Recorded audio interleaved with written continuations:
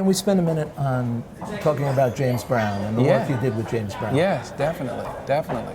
I worked at King Records, which, as you know, that's where James Brown did his recordings and stuff at. And that's where we got introduced. And then when the opportunity arose where he needed a band, he called on us because he knew we knew all of his songs. He knew we looked up to him, you know, and so he called on us, and when he made that call, we were prepared, we were ready.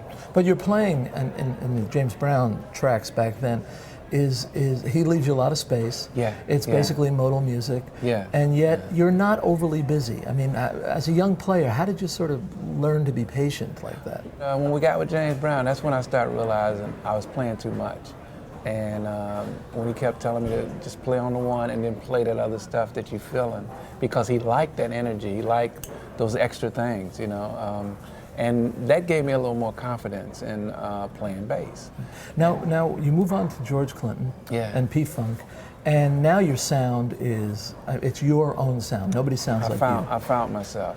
You got the rubber sound, you got the popping sound going. Yeah. Well, George really allowed me to, he pushed me in the direction of, you know, letting me do what I felt, you know. And I think that was really important coming up as a young player, you know, wanting to express yourself musically. Not only musically, but whatever you wore, whatever you say, you know. And George allowed me to do that, to rehearse, to practice, to experiment with things. And when you're allowed to do that at a young age, I think it's really good for you because you get creative with it. When I first did the watery, liquidy bass sound, I was just goofing around, you know.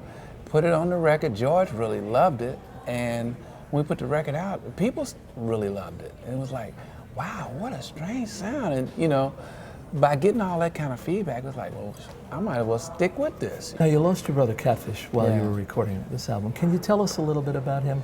The opportunity came when the bass player, his bass player, did not show up. So that was my opportunity. Of course, I had a guitar, but it was like, if I can get 4 bass strings, I will play bass. I will be your bass player, you know? And he got me 4 bass strings, and I put it on this cheap $29 guitar, turned it into a bass. I was gigging with him that night, and from that one night, we played together up until he was gone.